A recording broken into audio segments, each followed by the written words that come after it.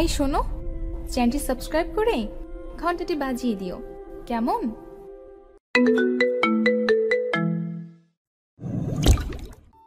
এদিকে এসে আমাকে আদর কর। আমি আদর করব না, আর এসব বাসর রাত আমি মানি না। বাসর রাত করবি না মানে? বাসর রাত তুই করবি, তোর বাপও করবে। সোজা কথায় রাজি হয়ে যা, না হলে আজকে তোকে জানে মেরে দেব। দেখ, আমি তোকে বন্ধু ছাড়া অন্য কিছু ভাবি না, আর বিয়েটা একটা অ্যাক্সিডেন্টই হয়েছে, এটাকে বিয়ে বলে না। আমি এত কিছু বুঝি না। বিয়ে হয়েছে তোর সাথে, আর তাই তোর সাথেই বাসর করব।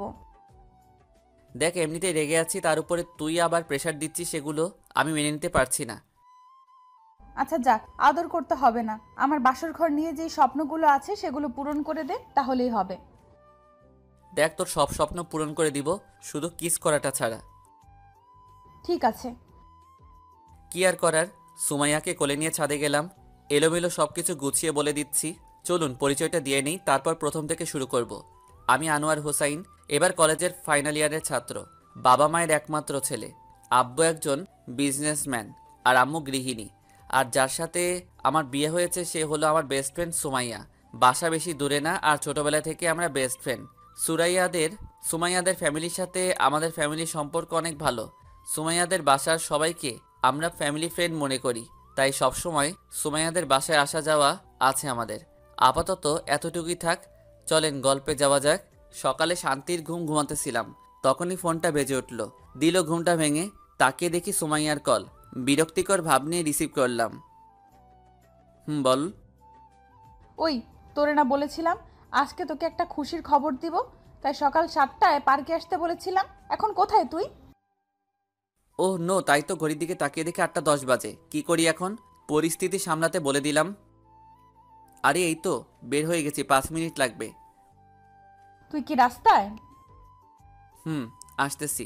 বেশি না, 10 মিনিট লাগবে, আসতেছি। ও, তা কষ্ট করে একটু দরজাটার দিকে তাকালে ভালো হয় জনাব। তাকিয়ে দেখি সুমাইয়া দরজায় দাঁড়িয়ে আছে। জিব্বায় কামড় দিয়ে ফেললাম।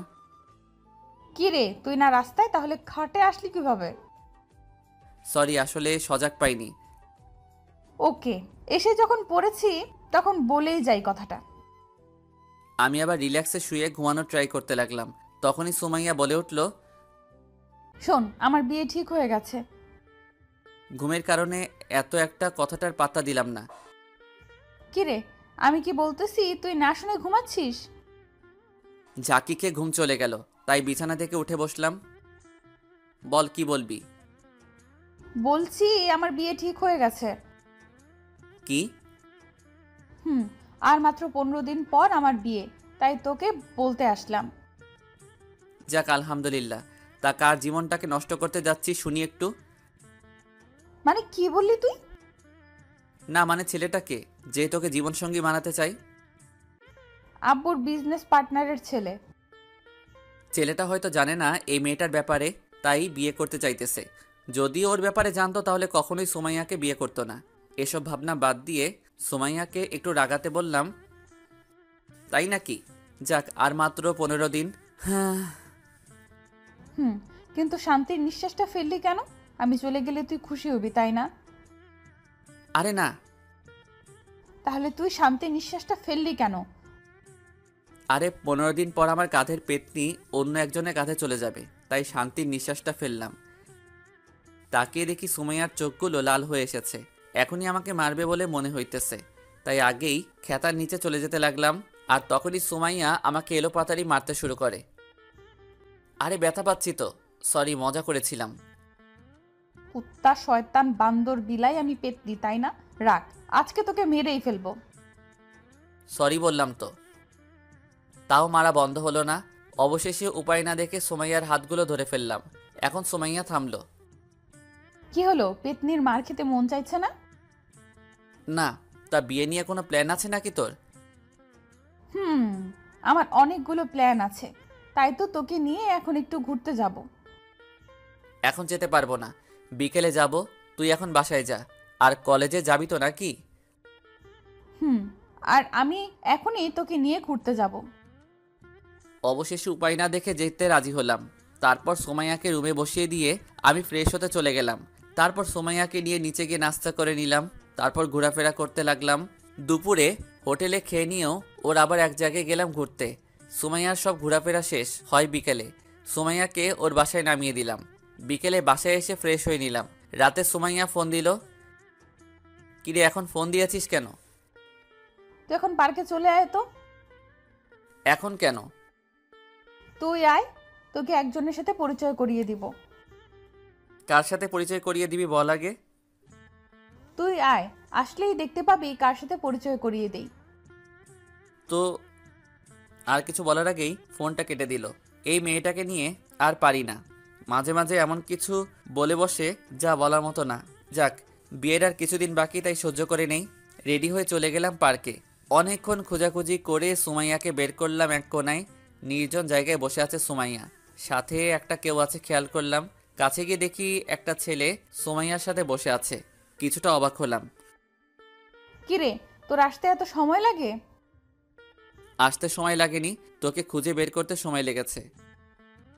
ও, উনি কে সুমাইয়া? ও হলো শাওন, তোর হবু দুলা ভাই। ওহ, হ্যালো ভাই। হ্যালো। আয়, তোরা বসে কথা বল, আমি গিয়ে ফুচকা খেয়ে আসি। সুমাইয়াটা আমাকে ফাঁসিয়ে দিয়ে চলে গেল ফুচকা খেতে।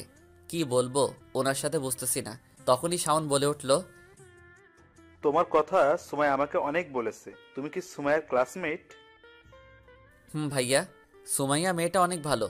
রাগটা একটু বেশি, তবে মনটা অনেক ফ্রেশ। তাই তো দেখতেছি। তা তুমি সুমাইয়াকে ভালোবাসো না? ফ্রেন্ড হিসেবে অনেক ভালোবাসি আমি, তার চেয়ে বেশি কিছুই না। ওকে, তা সুমাইয়ার বিয়ে হয়ে গেলে তোমার কষ্ট হবে না? বেস্ট ফ্রেন্ড চলে গেলে কার না কষ্ট হবে বলেন? তবে কিছুদিন পর সব ঠিক হয়ে যাবে ইনশাল্লাহ। তুমি সত্যিই খুব ভালো, আর ধন্যবাদ এতদিন সুমাইয়াকে আগলে রাখার জন্য। আরে কি বলেন? আচ্ছা ভাইয়া, আমাকে এখন বাসায় যেতে হবে। ওকে, সাবধানে যেও। ওকে, ভালো থাকবেন, পরে কথা হবে। আর সুমাইয়াকে আমি পাঠিয়ে দিতেছি বলেই সেখান থেকে কেটে পড়লাম। সুমাইয়ার কাছে এসে দেখি ফুচকা খাচ্ছে। সুমাইয়া পারেও ফুচকা খেতে। ওই, তোর খাওয়া শেষ হয়েছে? আমি গেলাম, তুই ওনার সাথে কথা বলা শেষ করে পরে আয়। ওকে। আরেকটা কথা, বিয়ের আগে এমন কিছু করিস না। বুঝতেই তো পারছিস কি বলতে চাইতেছি। তুই আমাকে নিয়ে এত চিন্তা করা শুরু করলি কবে থেকে? তোর ভালোর জন্যই বললাম। ওকে, তুই চিন্তা করিস না, কথা দিলাম তোকে এমন কিছুই হবে না বিয়ের আগে। ওকে, তাহলে তুই থাক, আমি গেলাম। তারপর সেখান থেকে বাসায় চলে আসলাম। এসে সেদিনের মতো ঘুমিয়ে গেলাম। এভাবে 12 দিন চলে গেল। সুমাইয়া অনেক খুশি, যা ওকে দেখেই বোঝা যাচ্ছে। আর এই কয়েকদিন সুমাইয়া আমাকে সব সময় ওর সাথে রেখেছে। আর মাত্র 3 দিন বাকি ওর বিয়ের। বাসাটা প্রায় সাজানো শেষ, প্রায় সব আত্মীয় আসা শেষ। কারণ কালকে সুমাইয়ার গায়ে হলুদ, আর বাসাটা পুরো মানুষে ভর্তি। সকালে ঘুমাচ্ছিলাম, তখনই সুমাইয়ার কল আসলো, তাই ঘুমের চোখে ফোনটা রিসিভ করলাম। বল, কি বলবি? তুই এখনই আমাদের বাসায় আয়, কাজ আছে। দেখ, কাল রাত 1টা এসে ঘুমিয়েছি, তাই এত সকালে আসতে পারবো না। আসবি কেন? আমি এখন কে, আর আমাকে দিয়ে কি কাজ আছে? পরশুদিনের পর থেকে আর ডাকবো না তোকে, থাক, আশা লাগবে না তোর। সুমাইয়ার কথা শুনে টাসকি খেয়ে গেলাম। কি বলবো কিছুই বুঝতেছি না। এই, তুই ইমোশনাল টর্চার করা শিখলি কবে থেকে? তুই আসবি কিনা এটা বল। পেতনি, ইমোশনাল টর্চার করে এখন বলিস আসবো কি না? আসতেছি পেতনি বলেই ফোনটা রেখে দিলাম। তারপর উঠে ফ্রেশ হয়ে নাস্তা করে চলে গেলাম সোজা সুমাইয়াদের বাসায়। তোর আসতে এতক্ষণ সময় লাগে? লেগে গেছে। তা কিসের জন্য আসতে বলেছিস সেটা বল। তুই বস, আমি রেডি হয়ে আসতেছি, তারপর তোকে নিয়ে একখানে যাব। বলেই সুমাইয়া রুমে চলে গেল রেডি হতে। কিছুক্ষণ পর রেডি হয়ে আসলো। এরপর দুজনে গিয়ে গাড়িতে উঠে বসলাম। সুমাইয়া নাকি ড্রাইভ করবে। আমি আর না করলাম না। আমি ওর পাশে বসে রইলাম আর সুমাইয়া মনের আনন্দে চালাতে লাগলাম। কোথায় যাবি বলতো? কাল থেকে তো অনেক বিজি হয়ে যাব, তাই ভাবতেছি আজকে সারা দিন তোর সাথে ঘুরে ফিরে কাটাই। আজকে মন খুলে ঘোরার আমার শেষ দিন, আর আমার সাথে ঘোরার তোর শেষ দিন। সুমাইয়ার কথা শুনে মনটা খারাপ হয়ে গেল। কি বলল কিছুই বুঝতেছি না। মনটা খারাপ হয়ে গেল, তাই চুপ হয়ে গেলাম। আরে মন খারাপ করার কি আছে? না, এমনি। আরে বোকা, আমার বিয়ে হয়ে যাবে তো কি হয়েছে? আমার বেস্ট ফ্রেন্ড তো তুই থাকবি সারা জীবন। আর আমাদের বাসায় আসলে তো তোর সাথেই কাটাতে হবে দিন। হুম। আচ্ছা, এসব কথা বাদ দিয়ে অন্য কথা বল। তাই ভালো। তাই এটা বল, বাসর রাতে তোর প্ল্যান কি? মানে? মানে বাসর রাত নিয়ে তোর কি স্বপ্ন? সুমাইয়া কিছুক্ষণ কি যেন ভাবতে লাগলো, তারপর বলতে শুরু করলো। অনেক স্বপ্ন আছে, কিন্তু কাউকে বলবো না। আমাকেও বলবি না? তোকে বলা যায়, কারণ তুই তো আমার ব্যাপারে সব জানিস। তাহলে বল শুনি। প্রথমে আমার বরকে বলবো আমাকে কোলে নিয়ে ছাদে যেতে। তারপর আমি আমার বরের কাঁধে মাথা রেখে চাঁদ দেখবো অনেকক্ষণ। তারপর আবার কোলে নিয়ে রুমে নিয়ে আসবো। তারপর আমাকে একটা শাড়ি দিয়ে বলবে যে এটা পরে ওনার সামনে থাকতে। এরপর এসে দেখবো উনি শুয়ে আছে, আমিও গিয়ে ওনার পাশে শুয়ে পড়বো। সকালে কথা হবে বলে উনি শুয়ে পড়বে। তারপর আমি আমার বর ঘুমিয়ে যাওয়ার পর আমি তার সারা মুখে অনেকগুলো কিস করে আমিও ঘুমিয়ে পড়বো। সুমাইয়ার মুখে এসব কথা শুনে আমি হা হয়ে ওর দিকে তাকিয়ে রইলাম। কি রে, এভাবে তাকিয়ে কি দেখছিস? না, ভাবছি তুই এত রোমান্টিক হয়েছিস কবে থেকে?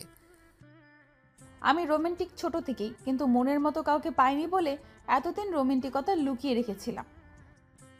তার কি এমন প্রতিভা আছে তোর যা আমি জানি না? আর কিছুই নেই। সত্যি বলছিস তো? তা তুই বিয়ে করবি কবে? বেশি না, আর 6 থেকে 7 বছর পর। কি? তখন তো তুই বুড়া হয়ে যাবি। তখন তো কোনো মেয়ে তোকে বিয়েও করবে না। কিছু না বলে হালকা হাসলাম। আচ্ছা, তোকে একটা কথা জিজ্ঞেস করি। বল। আচ্ছা, তুই আজ পর্যন্ত গার্লফ্রেন্ড বানালি না কেন কোনো মেয়েকে? তোর মতো শত্রু থাকতে গার্লফ্রেন্ডের কোনো প্রয়োজন নেই। সুমাইয়া কোনো কিছু না বলে জোরে হাসতে লাগলো। তবে তোর বিয়ের পর কাউকে ঠিকই গার্লফ্রেন্ড বানিয়ে নিব। ওকে। আচ্ছা, তুই এখনো পর্যন্ত বয়ফ্রেন্ড বানাসনি কেন? আমার প্রশ্ন আমাকেই করছিস? মনে কর তাই। আচ্ছা তাহলে বলি, আসলে বয়ফ্রেন্ড থাকা মানে আলগা প্যারা, আর আমি প্যারা নিতে পারি না। আর বয়ফ্রেন্ডের সাথে নিজের যা শেয়ার করতাম তা তোর সাথেই করতে পারি, তাই ওইসব বয়ফ্রেন্ডের প্রয়োজন পড়েনি। ও, তা বিয়ের পরে কি করবি ভাবছিস? বরকে নিয়ে হানিমুনে যাব। তারপর তো পরীক্ষা চলে আসবে, পরীক্ষা দিয়ে আবার অবসর সময়টা কাটাতে দেশের বাইরে থেকে ঘুরে এসে ভার্সিটিতে ভর্তি হয়ে যাব। ভালোই। তারপর সারাদিন ঘোরাফেরা করে সন্ধ্যায় সুমাইয়া আমাকে বাসার সামনে নামিয়ে দিয়ে গেল। আমি ভেতরে চলে যাচ্ছিলাম, তখনই সুমাইয়া আবার ডাক দেয়। আমি গাড়ির কাছে আসতেই বলল, কাল সকালে আন্টি আঙ্কেলকে নিয়ে আমাদের বাসায় চলে আসবি। না আসলে যে তোর অবস্থা আমি কি করব তা তুই ভাবতেও পারবি না। ওকে, যা, তুই সকালে আব্বু আম্মু নিজেরাই চলে যাবে, তুই চিন্তা করিস না। ওকে, থাক তুই, আমি গেলাম। তারপর বাসায় গিয়ে খাওয়া দাওয়া করে দিলাম এক ঘুম। সকালে আম্মুর ডাকে ঘুম ভাঙে। কিরে, সুমাইয়া ফোন দিতেছে, যাবি না তুই? তোমরা যাও, আমি একটু পরে আসতেছি। আম্মু আর কিছু না বলে চলে গেল। আমি আরও কিছুক্ষণ ঘুমিয়ে নিয়ে তারপর উঠে ফ্রেশ হয়ে চলে গেলাম সুমাইয়াদের বাসায়। গিয়ে সবার আগে সুমাইয়ার সাথে দেখা করলাম। আমাকে দেখেই রেগে লাল হয়ে গেল। তোর এতক্ষণে আসার কথা ছিল? সরি রে, আসলে রেডি হতে দেরি হয়ে গেছে। আন্টি আমাকে বলেছে তুই কোথায় দেরি করেছিস। ও সরি। দুপুরেরটা ভালোই কেটে গেল। বিকেলে হালকা রেস্ট নিতে শুয়েছিলাম, তখনই খেয়াল করলাম আঙ্কেল মন খারাপ করে আব্বুকে কিছু বলতেছে। চেহারায় অনেক টেনশন আঙ্কেল আন্টির। তাই কি হয়েছে জানতে গেলাম ওনাদের কাছে। কি হয়েছে আঙ্কেল? না, কিছু না। কিছু তো একটা হয়েছে। আন্টি কি হয়েছে আপনি বলেন তো একটু। আসলে শাওনদের বাসা থেকে ফোন এসেছিল। ওরা বলেছে শাওন নাকি কোনো এক মেয়েকে নিয়ে বাসা থেকে পালিয়ে গেছে, তাই বিয়েটা হবে না। কি? হ্যাঁ বাবা। এখন এগুলো বললে কিভাবে হবে? সব আয়োজন করা শেষ, বাসায় সব মেহমানও চলে এসেছে। এখন বিয়ে হবে না বললে কিভাবে চলবে? মানুষের কাছে কিভাবে মুখ দেখাবো এটা ভাবছি। সবাই কি বলবে আমাদেরকে। পাশে তাকিয়ে দেখি আব্বু কি যেন ভাবতেছে আমার দিকে তাকিয়ে। তারপর বলে উঠল, হোসাইন, তুমি একটু ভিতরে যাও, আর কথাটা যেন সুমাইয়া বা কেউ জানতে না পারে, ঠিক আছে? ওকে বলেই রুমে চলে গেলাম। রুমে গিয়ে ভাবতে লাগলাম এখন কি হবে। সুমাইয়া যদি জানতে পারে ওর বিয়ে ভেঙে গেছে, তাহলে ওর কি অবস্থাটা হবে। না, আর ভাবতে পারতেছি না। প্রায় ঘন্টাখানেক চলে গেল এভাবে। না, বাহিরে গিয়ে দেখতে হবে সবার কি অবস্থা। তাই বাহিরে বের হলাম। বাহিরে এসে দেখি সবকিছু আগের মতোই চলতেছে। সুমাইয়ার কাছে গিয়ে দেখি সুমাইয়া হাসতেছে। কাহিনীটা বুঝতেছি না। এসব ভাবছিলাম, তখনই সুমাইয়াদের বাসার কাজের লোক এসে বলে গেল আব্বু নাকি ডাকতেছে। তাই আব্বু রুমে গেলাম। গিয়ে দেখি আব্বু আম্মু আর আঙ্কেল আন্টি বসে আছে। আব্বু ডেকেছেন? তোমাকে একটা কথা বলার ছিল, এদিকে এসে বসো। তারপর আমিও গিয়ে আম্মুর পাশে একটা সোফায় বসে গেলাম। হোসাইন, আমরা ঠিক করেছি সুমাইয়ার বিয়েটা হবে, আর তোমার সাথেই হবে। কি? কেন, কোনো সমস্যা আছে নাকি? আব্বু, আমি সুমাইয়াকে শুধু ফ্রেন্ড ভাবি, এর থেকে বেশি কিছু না। তাহলে এখন থেকে অন্য কিছু ভাবো, তাহলে সব ঠিক হয়ে যাবে। আব্বু, আপনাদের আমি কিভাবে বোঝাবো সুমাইয়া আমার বেস্ট ফ্রেন্ড? আর বেস্ট ফ্রেন্ডদের কি কেউ বিয়ে করে নাকি? আমি আর তোমার আম্মুও তো বেস্ট ফ্রেন্ড ছিলাম। শোনো, বেস্ট ফ্রেন্ড যখন বউ হয় তখন সম্পর্কে সারা জীবনে কোনো সমস্যা হয় না, কারণ তারা একজন আরেকজনকে খুব ভালো করে চিনে। তারপরেও এটা কেমন দেখায় না? আচ্ছা, মনে করো তোমাকে যদি আমরা একটা মেয়ে পছন্দ করে বিয়ে করাই, পরে যদি দেখা যায় তুমি যা করতে ভালোবাসো মেয়েটা একেবারে পছন্দ করে না, আর মেয়েটা যা পছন্দ করে তা তোমার পছন্দ হয় না, তখন লাইফের সবচেয়ে বড় সমস্যা শুরু হবে। কি বলবো এখন ভাবতেছি। তখনই আব্বু আবার বলে উঠল, দেখো, আমরা তোমার ভালো চাই, তাই সুমাইয়ের সাথে তোমার বিয়েটা হোক, সেটা আমরা চাইছি। আর এমন পার্টনার কোথায় পাবে যে তোমাকে এত ভালো করে আগে থেকেই জানে? বিয়ে করলে তুমি খুশি থাকবে, এটা জানি। বাকিটা তোমার হাতে। আর তোমার ফ্রেন্ডের এই বিপদে তোমাকে এগিয়ে আসতে হবে। ভাবতে লাগলাম, ঠিকই তো, সব বাদ দিলেও সুমাইয়াকে এই অসম্মান থেকে বাঁচাতে হবে। কি বলবো কিছু বুঝতে না পেরে বললাম, ঠিক আছে, কিন্তু সুমাইয়া কি রাজি হবে এই বিয়েতে?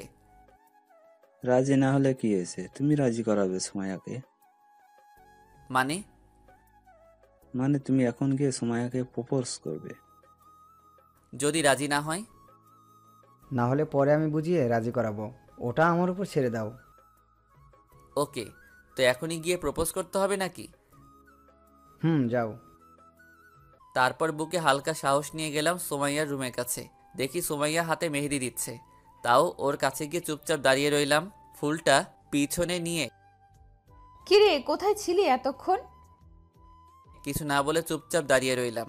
প্রশ্নের উত্তরে জবাব না দেওয়া দেখে সুমাইয়া আমার দিকে তাকায়। হয়তো বুঝতে পেরেছে কিছু বলতে চাই, তাই বলল, কিরে, কিছু বলবি? মাথা নাড়িয়ে হ্যাঁ বললাম। তো বল, কি বলবি? I I I love you. মানে? সুমাইয়া, আমি তোকে ভালোবাসি, বিয়ে করবি আমাকে? পিছনে থেকে ফুলটা বের করে ওর সামনে ধরলাম। সুমাইয়া কিছু না বলে অবাক হয়ে আমার দিকে তাকিয়ে রইল। হয়তো আমার চেয়েও বড় শক্ট খেয়েছে হিমা নিজেই। কিছুক্ষণ তাকিয়ে থেকে হঠাৎ একটা চর বসিয়ে দিল। হাতের যত মেহেদি ছিল তা এখন আমার গালে লেপটে গেছে। চর খেয়ে গালে হাত দিয়ে চুপচাপ দাঁড়িয়ে রইলাম। হঠাৎ সুমাইয়া বলে উঠল, আগামীকাল দুপুরে বলতি বিয়ে হওয়ার পর, তখন আরো ভালো হতো। বোকা, এই কথাটা বলতে এত সময় লাগিয়েছে, বোকা কোথাকার। সব ঘটনা থেকে যতটা না শক্ট হয়ে খেয়েছি তার চেয়ে বেশি শক্ট খেয়েছি সুমাইয়ার এই কথাগুলোতে। এসব ভাবছিলাম তখনই মনে পড়ল সুমাইয়ার হাতে তো মেহেদি, সেগুলো নিশ্চয়ই আমার পিছনে মাখিয়ে দিয়েছে। তাই বলে উঠলাম, ওই ছাড় আমাকে, তোর হাতে না মেহেদি দিয়েছিলি, সেগুলো কি আমার গালে আর পিঠে মাখিয়ে দিয়েছিস নাকি? আর বেশি বকবক না করে আমাকে জড়িয়ে ধর। কিছুক্ষণ সুমাইয়া জড়িয়ে ধরে থাকে আমাকে, তারপর হঠাৎ ছেড়ে দিয়ে বলে ওঠে, চল, আব্বু আম্মু আর আঙ্কেল আন্টিকেও তো রাজি করাতে হবে। ওনাদের রাজি করানো শেষ। মানে? তুই একবার পিছনে তাকিয়ে দেখ। সুমাইয়া পিছনে তাকাতেই আব্বু আম্মু আর আঙ্কেল আন্টি সুমাইয়াকে ইশারায় সাই দিল। সুমাইয়া শরমে আবার আমার বুকে মুখ লুকালো। সন্ধ্যায় আব্বু আম্মু আর আমি বাসায় চলে আসি। রাতে যতটুকু পারি বিয়ের আয়োজন করি। এভাবে রাতটা কেটে যায়। বিকেলে আব্বু, আমি আর আরও কয়েকজন গেলাম সুমাইয়াদের বাসায়। রাতে বিয়ের সবকিছু শেষ হলে সোমাইয়াকে নিয়ে আমাদের বাসায় চলে আসি। ফ্রেশ হয়ে গিয়ে একটু ছাদে হাঁটাহাঁটি করি।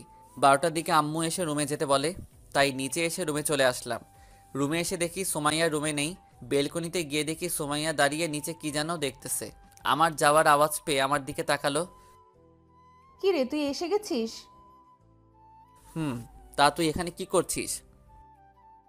এমনি সবাই মিলে খাটে বসিয়ে দিয়ে গেছে, অনেকক্ষণ থাকার পর ভালো লাগছিল না, তাই এখানে দাঁড়িয়েছিলাম। ও আয়, রুমে আয়। সুমাইয়া আর আমি রুমে চলে আসি। একটা কথা বলতো, তুই কি আমাকে ভালোবাসিস? সুমাইয়ার মুখে এই কথা শুনে হালকা অপ্রস্তুত হয়ে গেলাম। হঠাৎ এমন কথা বলছিস কেন? তুই যখন আমাকে প্রপোজ করেছিলি তখন আমি তোর চোখে ভালোবাসা দেখিনি, তাই জিজ্ঞেস করলাম। আচ্ছা বলতো, তখন কেন বলেছিলি ভালোবাসিস? তোকে ভালোবাসি না এটা মনে করিস না, তবে ওই সময় বলেছি কারণটা হলো। তারপর গতকালে সবকিছু খুলে বললাম সুমাইয়াকে। সব শুনে সুমাইয়া চুপ হয়ে গেল। দেখ, বেস্ট ফ্রেন্ড হিসেবে আমি তোকে অনেক ভালোবাসি, কিন্তু তুই বউ হলে কি হবে না কেমন দেখাবে ওইটা নিয়ে কখনো ভাবিনি। আচ্ছা, বিয়েটা কি আমাকে বিপদ থেকে উদ্ধার করার জন্য করেছিলি? কিছুক্ষণ সুমাইয়া চুপ করে কি যেন ভাবলো, তারপর বলে উঠল, আচ্ছা, এসব কথা বাদ দিয়ে এই রাতটা উপভোগ করি, চল। মানে? এদিকে এসে আমাকে আদর কর।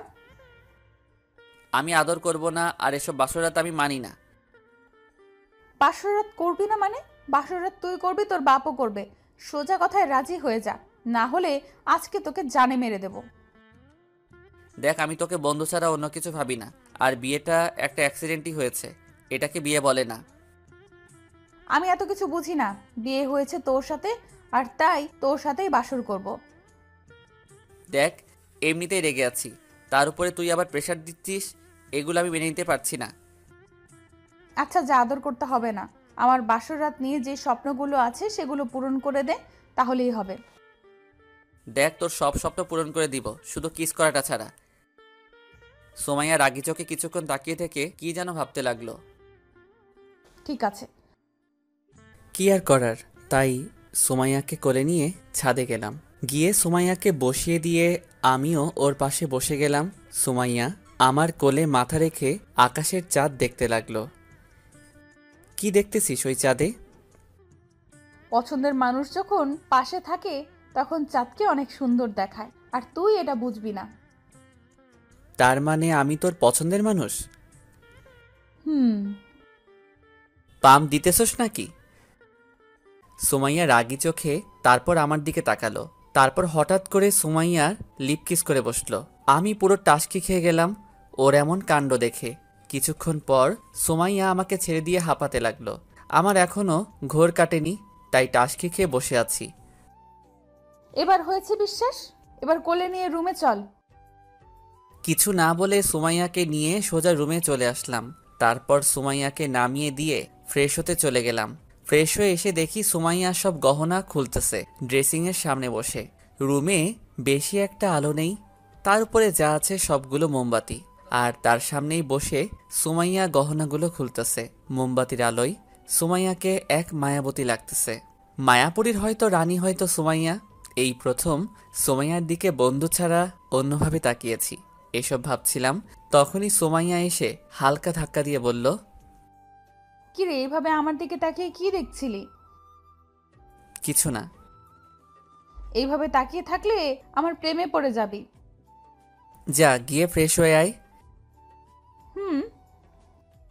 সারাদিনে অনেক টায়ার্ড, তাই বেশি কিছু না বলে শুয়ে পড়লাম।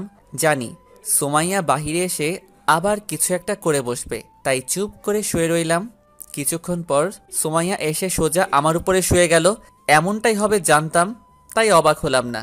সুমাইয়াকে বললাম, কি হলো, তুই আমার উপরে উঠে শুয়ে পড়লি কেন? ওই পাশে জায়গা আছে, যা গিয়ে ওইখানে শুয়ে পড়। কুত্তা, তুই না বললি আমাকে ভালোবাসিস না, তাহলে আমার জন্য ওয়াশরুমে শাড়ি রেখে আসলি কেন? তুই না বলেছিলি তোর বাসরাতের স্বপ্নের মধ্যেও এটাও একটা, তাই স্বামী হিসেবে পূরণ করে দিলাম। আমি তো বলেছিলাম আমার স্বামী আমাকে ভালোবেসে রাখবে শাড়িটা, তা তুই কি এটা ভালোবেসে রেখেছিলি? না। ও আচ্ছা, তাহলে তুই ঘুমিয়ে যা, সকালে কথা হবে। এমনিতে সারাদিনের ক্লান্তিকর ছিল, তাই তাড়াতাড়ি ঘুমিয়ে গেলাম। সকালে কারো কথা বলার শব্দে ঘুম ভাঙল। তাকিয়ে দেখি আম্মু রুম থেকে বেরিয়ে যাচ্ছে, আর পাশে তাকিয়ে দেখি সোমাইয়া আমার বুকে মাথা রেখে কি যেন ভাবতেছে। কিরে, আম্মু এসেছিল কেন? তোকে ডাকতে এসেছিল। আমি বললাম আম্মুকে চলে যেতে, আমি তোকে নিয়ে আসছি। তুই আমার বুকে শুয়ে আছিস কেন? মন চেয়েছে তাই। আর তুই তাড়াতাড়ি গিয়ে ফ্রেশ হয়ে নে, না হলে আর কেউ রুমে আসলে তোকে নিয়ে হাসাহাসি করবে। কেন, কি করেছিস তুই? আমার শেষ স্বপ্নটাও পূরণ করে নিয়েছি। তার মানে আমার সারা মুখে লিপস্টিকের দাগ লেগে আছে, তাই তো? সুমাইয়া হালকা লজ্জা পেল। উঠে ফ্রেশ হতে চলে গেলাম। ওয়াশরুমের আয়নায় তাকিয়ে দেখি সত্যি মুখের কয়েকটা জায়গায় লিপস্টিকের দাগ লেগে আছে। শাওয়ার নিয়ে তাড়াতাড়ি চলে আসলাম। এসে দেখি বিছানাটা গুছাচ্ছে, তাই আমিও রেডি হতে লাগলাম। সুমাইয়া গিয়ে ফ্রেশ হয়ে আসার পরে দুজনে চলে গেলাম নিচে নাস্তা করতে। তারপর নাস্তা করে আমি উপরে চলে আসলাম। কিছুক্ষণ পর দেখি সুমাইয়াও রুমে চলে আসলো, এসে আমার পাশে বসে গেল। আজকে আমাদের সংসার লাইফের প্রথম দিন। তোর কাছে কেমন লাগতেছে আমি জানি না, তবে আমার কাছে অনেক ভালো লাগতেছে। তা সংসারে যে কাজ করতে হয় তা কি জানিস না? জানি, গিয়েও ছিলাম, কিন্তু আম্মু তোর খেয়াল রাখতে পাঠিয়ে দিয়েছে। আমি স্কুলের বাচ্চা না যে তোকে খেয়াল রাখতে হবে। যা, গিয়ে আমার জন্য কফি নিয়ে আয়। তোর কফি তুই গিয়ে নিয়ে আয়। এখন কিন্তু আমি তোর স্বামী, আর স্বামীর কথা স্ত্রীকে শুনতে হয়, তা কি তুই জানিস না? সোমাইয়া রাগী একটা ভাব নিয়ে তাকিয়ে উঠে চলে গেল। কিছুক্ষণ পর কফি নিয়ে আসলো আমার জন্য। স্বামী সাহেব, নিন আপনার কফি। হালকা মুচকি হেসে কফিটা নিয়ে নিলাম। তারপর সোমাইয়া এসে আবার আমার কোলে শুয়ে গেল। ওই, তুই কোলে শুয়েছিস কেন? চুপচাপ বসে থাক। আমি তোর একটা কথা শুনেছি না, তুইও এখন আমার একটা কথা শুনবি। ও, তার মানে এই কারণেই কফিটা এনে দিয়েছিলি? আমি এখন একটু ঘুমাবো, আর তোর কোলে মাথা রেখেই ঘুমাবো। কিছু না বলে আমি আবার ফোন টিপায় মন দিলাম। সন্ধ্যায় আব্বু আমাকে আর সুমাইয়াকে তার রুমে যেতে বলল। বুঝতে পারলাম না ডাকার কারণটা কি। সুমাইয়া আর আমি গেলাম আব্বুর রুমে। গিয়ে দেখি আব্বু আম্মু দুজনে বসে আছে। আব্বু, ডেকেছিলেন আমাদের? কালকে সকালে সুমাইয়াদের বাসা থেকে লোক এসে সুমাইয়াকে নিয়ে যাবে, আর তোমাকেও। আর তোমরা হানিমুনে কোথায় যাবে বলে ঠিক করেছো? আব্বুকে এখন কি বলবো বুঝতেছি না। তখনই সুমাইয়া বলে উঠল, আব্বু, সামনে তো পরীক্ষা, তাই এখন হানিমুনে যেতে চাইছি না। পরীক্ষার পর হানিমুনে নিয়ে চিন্তা করব। ওকে, সমস্যা নাই, তাহলে রেডি হয়ে থেকো কালকে যাওয়ার জন্য।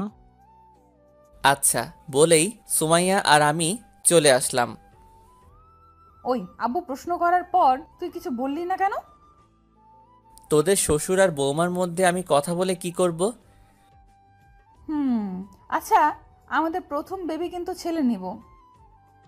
সুমাইয়ার কথা শুনে হাঁ করে ওর দিকে তাকিয়ে রইলাম। কি বলে মেয়েটা? কিরে, এইভাবে হা করে তাকিয়ে আছিস যে?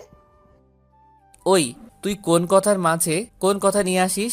বিয়ে হয়েছে 2 দিনও হলো না, আর উনি এসেছে প্রথম সন্তান কি নিব? আরে, ভবিষ্যতের প্ল্যানিং করতে হবে না গাধা? তুই কর তোর ভবিষ্যতের প্ল্যানিং, আমি গেলাম ছাদে। বলেই ছাদে চলে আসলাম। এসে সন্ধ্যায় আকাশটা উপলব্ধি করতে লাগলাম। কিছুক্ষণ পর হঠাৎ পিছন থেকে কেউ জড়িয়ে ধরল। না দেখেই বুঝে যাই এটা সুমাইয়া ছাড়া আর কেউ না, তাই ওর দিকে তাকালাম না। হঠাৎ সুমাইয়া বলে উঠল, সন্ধ্যার আকাশ দেখতে যে কেউ একজন লাগে তা কি তুই জানিস?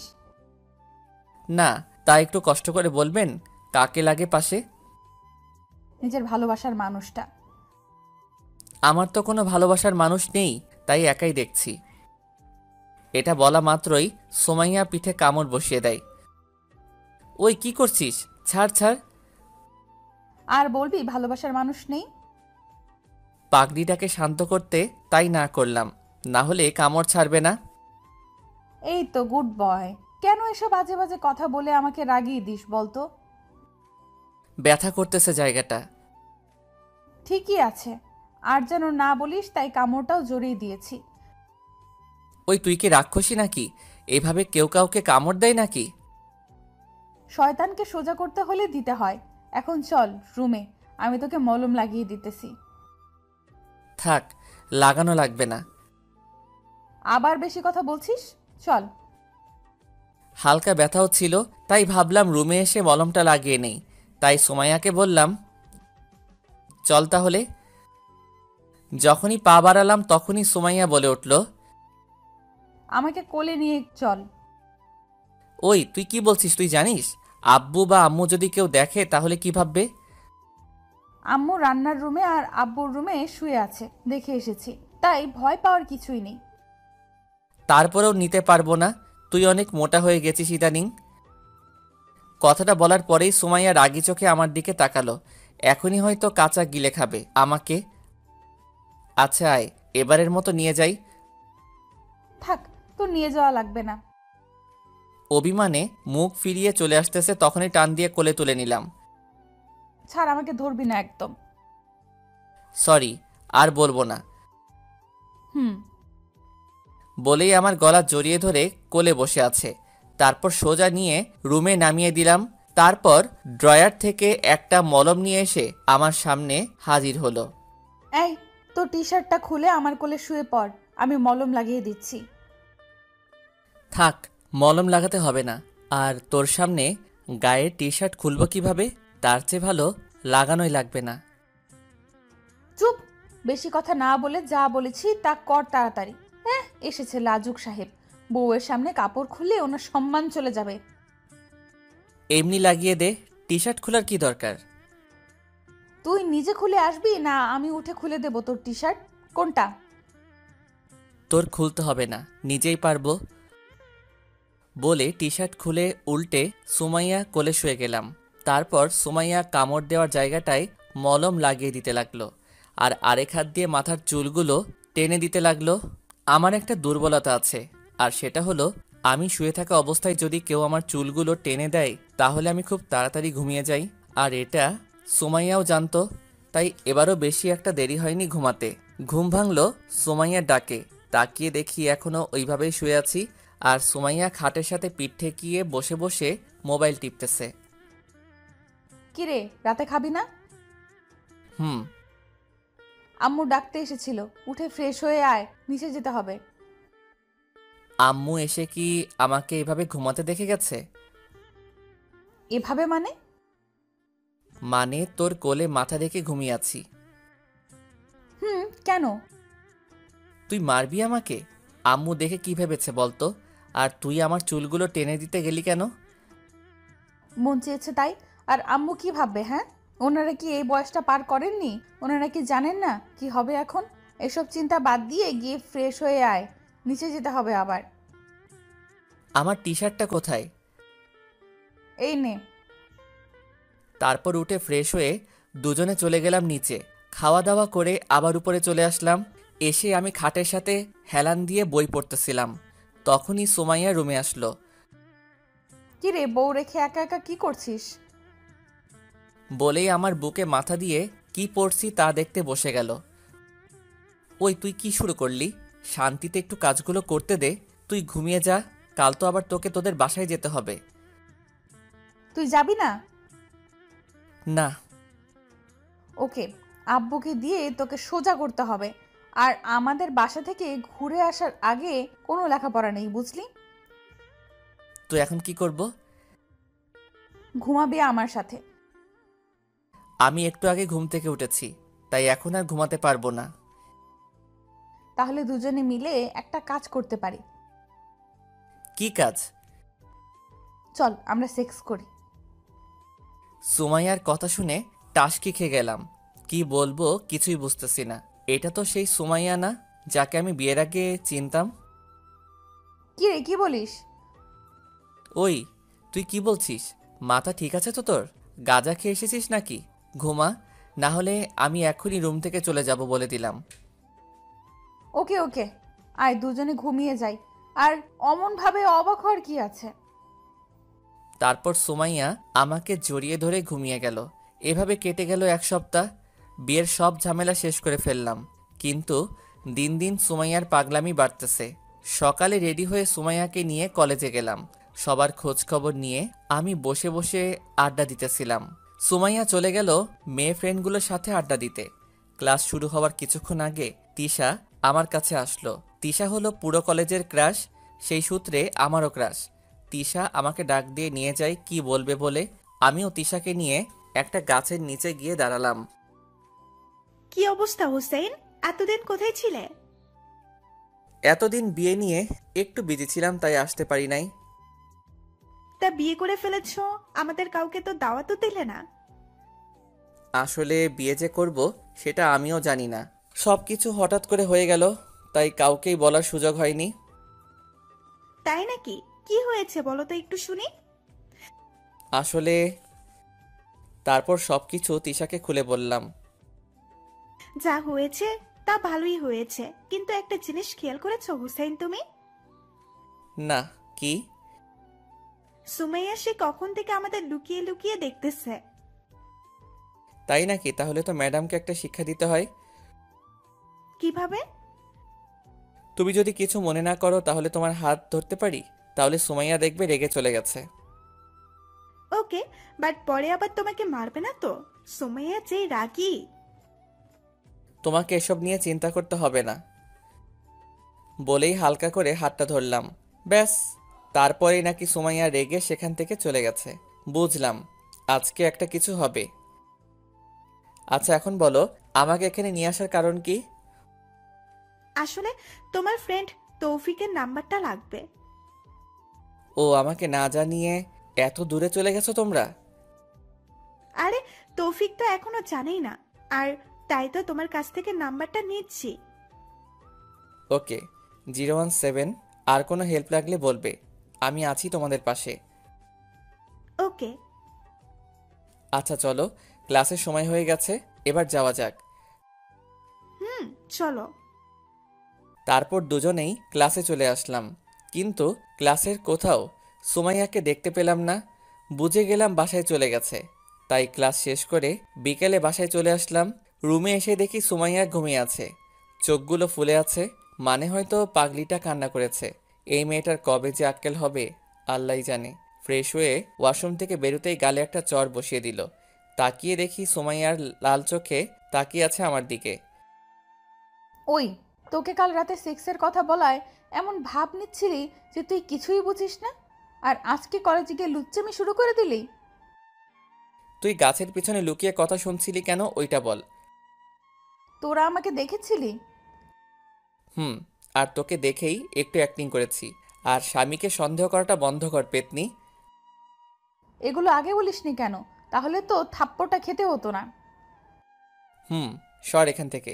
আর ভুলেও যদি একবার হাত তুলিস আমার উপর, তাহলে তোর হাত পা ভেঙে তোর গাদে ঝুলিয়ে রাখবো বলে দিলাম। তুই কোনো মেয়েদের দিকে তাকাস না, তাহলেই আমি আর তোকে মারবো না। ঠিক আছে, তাহলে আজ থেকে তোর দিকেও তাকাবো না। আমার দিকে না তাকালে মিনিটে 10টা থাপ্পড় খাবি বলে দিলাম। তুই না বললি কোনো মেয়ের দিকে না তাকাতে, তাহলে আবার তোর দিকে কিভাবে তাকাবো? নাকি তুই পুরুষ, কোনটা? চুপ, বেশি কথা বলবি না। আমি ছাড়া আর কোনো মেয়ের দিকে সহজে তাকাবি না, আর তাকালে থাপ্পড়ের কথাটা মনে করিস। মনে থাকবে না? আর সর সামনে থেকে। না হুসাইন, এই সন্ধ্যায় একটু আদর করো না আমাকে। আমাকে মেরেছিস মনে নেই? তোকে আদর তো দূর, আমার কাছেও আজ থেকে আসতে দিব না। এক সময় তো ঠিকই করবি, আমাকে ছাড়া আদর করবি কাকে আর? কেন, তিশা আছে না? বলেই রুম থেকে বেরিয়ে নিচে চলে আসলাম, আর পিছন থেকে রাগে জ্বলে পুড়ে শেষ হয়ে যাচ্ছিল। রাতে খাওয়া দাওয়া করে চলে আসলাম রুমে। সুমাইয়া রেগে আছে, তাই ও আসার আগেই ঘুমের ভান ধরে পড়ে রইলাম। কিছুক্ষণ পর সুমাইয়া এসে কিছু না বলে চুপচাপ আমার বুকে মাথা দিয়ে ঘুমিয়ে গেল। এইভাবে কেটে গেল 2 মাস। পরীক্ষাও শেষ হয়ে গেল। আমাদের ক্লাসমেটরা সবাই মিলে ঠিক করলো একটা পার্টি দিবে সবাই মিলে, কলেজে সবার সাথে শেষবারের মতো মজা করার জন্য আর কি। সন্ধ্যায় আমি আর সুমাইয়া রেডি হয়ে চলে গেলাম সেখানে। পার্টি চলতেছিল, আমি আমার ফ্রেন্ডের সাথে কথা বলছিলাম, তখনই সুমাইয়া এসে আমার পাশে বসলো একটা কিউট বেবি কোলে নিয়ে। কিরে, কার বেবি নিয়ে এসেছিস? আমারই একটা ফ্রেন্ডের মেয়ে, দেখ কত কিউট বেবিটা। তা তুই বেবিটাকে নিয়ে ঘুরতেছিস কেন? আমার অনেক পছন্দ হয়েছে বেবিটা, তাই নিয়ে রেখেছি। তুই এখনো সেই পিচ্চিই রয়ে গেলি। কিছু না বলে সুমাইয়া আবার চলে গেল। পার্টি শেষ করে বাসায় আসার সময় দেখি সুমাইয়া মন খারাপ করে বসে আছে। কিছু না বলে বাসায় চলে আসলাম। রুমে এসে ফ্রেশ হয়ে এসে দেখি সুমাইয়া এখনো মন খারাপ করে বসে আছে। তাই জিজ্ঞেস করলাম, কি রে, এভাবে মন খারাপ করে বসে আছিস কেন? বেবিটা কত কিউট তাই না? জানিস বেবিটাকে ছেড়ে আসতে মন চায়নি। তো অন্যার মেয়েকে নিয়ে আসবে কিভাবে? তাও ঠিক। আচ্ছা, আমার একটা বেবি লাগবে, আর আজকেই তুই আমাকে দিবি। মানে এত রাতে বেবি পাবো কোথায় থেকে? কুত্তা, আমি তোকে বলতেছি আমি মা হব, আর তুই সেটাতে আমাকে হেল্প করবি। ওই তোর বয়স কত যে তুই মা হবি, পিচ্চি মেয়ে একটা? ওই, বেশি কথা না বলে আমাকে হেল্প করবি কিনা বল। না, বয়স হোক তোর, তখন মা হইস। দেখ, শেষবারের মতো বলছি, দিবি কিনা বল, না হলে আমি এক্ষুনি আমাদের বাসায় চলে যাব। চলে যা, তারপরে আমি রাজি না। আর তুই তো ভার্সিটিতে উঠবি কয়েকদিন পর, এখন এসব চিন্তা বাদ দিয়ে ঘুমা। সোমাইয়া আর কিছু না বলে ওর ব্যাগ গোছাতে লাগলো। আমি ওর পাগলামিগুলো দেখতে লাগলাম। ওই বেবিটা দেখার পর কি যে হলো ওর আল্লাহ জানে। মা হতে উঠে পড়ে লেগেছে। এসব ভাবছিলাম, তখনই দেখি ওর ব্যাগ গোছানো শেষ। যখনই রুমের দরজা খুলতে যাবে তখনই ওর হাতটা ধরে ফেললাম। ওকে বেরোতে দেওয়া যাবে না। সুমাইয়া, কি হয়েছে তোর? এরকম করছিস কেন? তুই মাত্র কলেজ লাইফ শেষ করেছিস, এখনই বেবি নিয়ে কি করবি তুই? আমার একটা বেবি লাগবে, তুই দিবি কিনা বল, না হলে ছাড় আমাকে, আমি এক্ষুনি চলে যাব। মা হওয়া এত সোজা না, আরও একবার ভেবে দেখ, পরে আমাকে বলতে পারবি না বলে দিলাম। সুমাইয়া অবাক হয়ে আমার দিকে তাকায়, তারপর ওর হাতের ব্যাগটা ফেলে দিয়ে এক লাফে আমার কোলে উঠে যায়। তারপর আর কিছু বলার আগে আমার ঠোঁটগুলো নিজের ঠোঁট দিয়ে বন্ধ করে দিল। 2 বছর পর কেটে গেল আমাদের সংসারের, আর ছোট একটা বেবিও আছে আমাদের। আজকে সুমাইয়া ভার্সিটিতে যায়নি, তাই বিকেলে ভার্সিটি থেকে ফিরে এসে দেখি সুমাইয়া রুমে একা বসে আছে। কি রে, তুই একা বসে আছিস? বাবু কই? বাবুকে আম্মুর কাছে দিয়ে এসেছি সামলাতে। কেন? আম্মু আমাদের বাবুকে সামলাবে, আর আমি আম্মুর বাবুকে সামলাবো। কোনটা বলিস? তোর মতলবটা ভালো লাগতেছে না। ভালো লাগা লাগবে না। বলেই ধাক্কা মেরে খাটে ফেলে দেয়। তারপর আর কি, চলতে লাগলো আমাদের প্রেম কাহিনী। দোয়া করবেন সবাই, আমরা যেন সুখে শান্তিতে দিন কাটাতে পারি। ভালো থাকবেন সবাই। আল্লাহ হাফেজ।